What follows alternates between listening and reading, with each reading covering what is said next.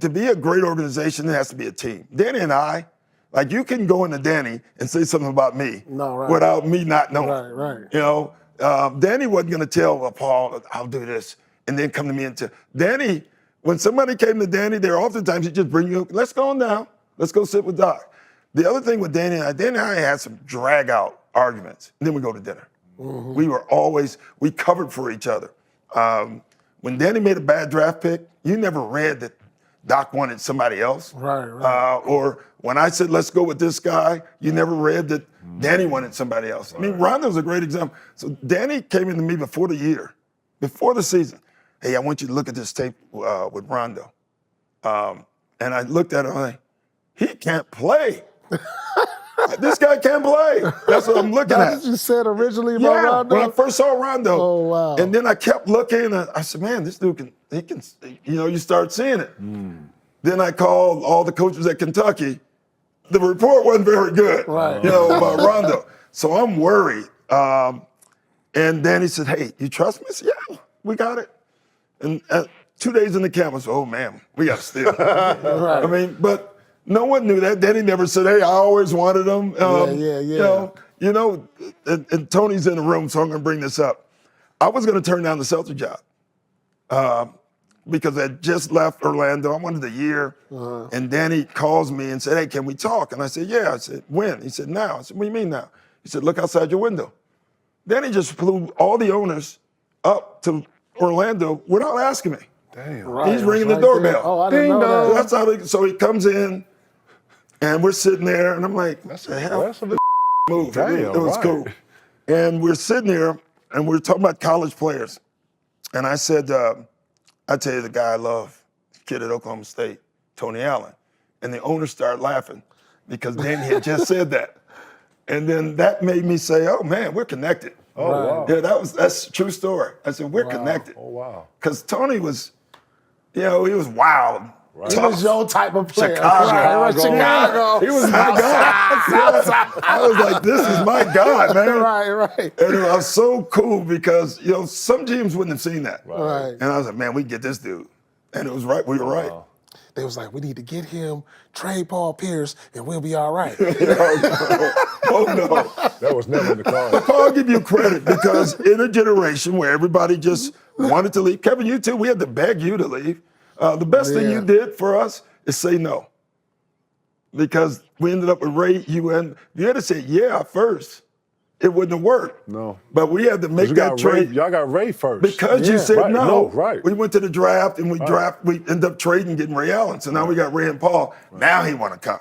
Now this guy wants to come. Oh, now you want to. Now you remember that? Yeah. Now you want to get some Cinnabons. Yeah. Now he wanted to come. All right. Yeah. Okay. Now you want to get some Cinnabons. Y'all got Ray. I was like, it's just me and P. We had the sauce on the side. I've been through something like this. We had it in the oven. Now you want to get some Cinnabons. And I didn't think we can get them. And we were golfing. This dude right me here. and Kevin McHale and Dan were golfing. I'm in the car with Kevin, and me and Danny trying to figure out any way to get Kevin McHale to say yes. Y'all working it. We were working it.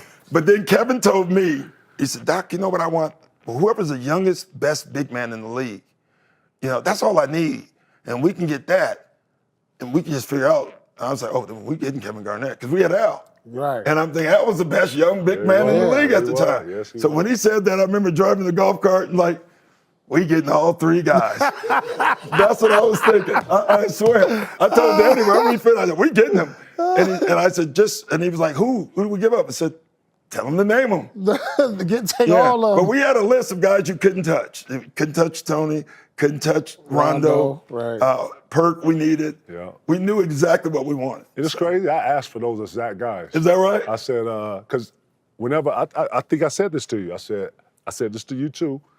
I said, man, I'm looking to play with the team I'm used to playing against. And whenever I played against those guys, Petit, Rafe, P, TA, Perk, I always felt like I got the best team. Because I watch film. I'm watch 2-3 games, come into the game. So I was like, man, every time I play Perk, They got into it. See, this is what happened. They got into it the year before. So much. They did. They got into it in the game the year before. Perk looked up to him because Perk was in the locker room. What I didn't know is that I was like a big bro without being a big bro. Yeah. And I didn't know big fella came out of high school. I didn't even know none of this, right? But Indy Eby's my young fella, right? Look, so when we traded for him, he called me. Like, or before we walking like, he's like, "What's up with Big Perk?" I'm thinking Ticket think he might have to go hands with him. Cause he's like, "What's up with him?" Because I wanted to get an understanding with him before I came in here, and then whatever we had to get out the way, let's go ahead and get it out the way, big fella. Because I want you to know I'm a different type of teammate. That's what I was showing. That's what it was. Y'all ain't never played with a like me. He's like, "Man, hold on, big fella, you the MVP." I don't give him none of that. I'm talking about the locker room. We're gonna be like, and I was starting to implement on what we're gonna be like. Now I'm on defense, I talk like this, and Perk was like, "Oh, for real? Like, yeah, big fella." He didn't know that Perk how to talk. How to communicate. You know what I thought? Shows. My favorite practice was the first practice. Oh, yeah. In Rome. Oh, yeah. Because y'all got lit up. We the did. second unit destroyed y'all. I had to respect that. Yeah. I started to respect Eddie House, Posey, T.A. And they got at us. Baby, I was it's like. It's funny, the two things that happened, Tibbs had never, I spent some time with Belichick and Tony Dungy that summer. And they were, the offensive and defensive coordinator. I'd never done that. Oh, wow. And so I told Tibbs, "You're going to be the defensive coordinator." Oh, wow. And he's like, "Okay." But he didn't know I meant like, no, you run it. So if you don't remember this, but at the beginning of the practice, Tibbs started talking. I left the gym. And Tibbs was looking around like, "Where's he going? Where's he going?" Tibbs. And we're in the middle of Rome, y'all, by the way. So I'm sitting in the hallway listening. Because I just needed y'all to understand it's Tibbs' voice. Got it. It's not my voice. And Tibbs after practice, "Bro, you can't do that. You just can't leave the gym." And I was like, you know what's so funny though? Because you started doing that all year. Yeah. So then now when we had shoot around, you would leave and Tibbs would do the scouting. That was on purpose because I was like, if I'm there, y'all gonna look over at me. Facts. And I needed y'all to look at Tibbs. I thought it was really important. We were hard on him. We was like, and then Tibbs' first thing to do is go right into a drill. Okay, men, let me get 2 guys on the elbow, 2 guys on the box. We're gonna tap 5. We're gonna like, man, what the we looking around. You want to do that? He's like, "Come on, men, men." Doc, you would leave. And we'll start shredding that. And Ticket used to be into What is this, man? He used to be into it. There were about 10 different times where I was about to open the door because I could hear it. And then I was like, "No, we ain't doing that. Let's drill. Let's."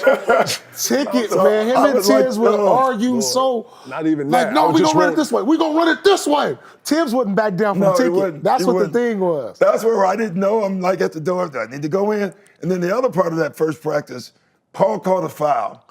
And I was reffing. And it wasn't a foul, but I wanted to see what the second unit would do. Because usually the second unit say, "All right, it's a foul." No. And Poe's like, "No, ain't no foul. It ain't no foul." And then Paul's, "It's a foul." And Poe's grabbed the ball and they inbounded and kept playing.